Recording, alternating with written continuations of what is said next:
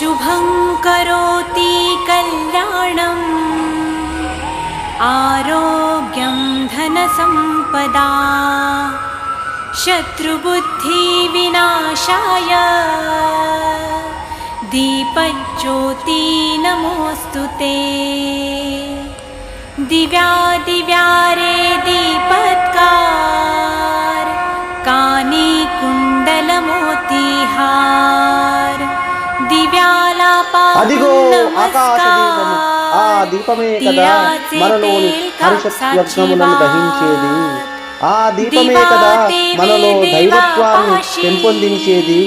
ఈ దీపమే కదా నాది అనే భావన తొలగించి నేను రామానుజ దాసులను అని తెలిసేది.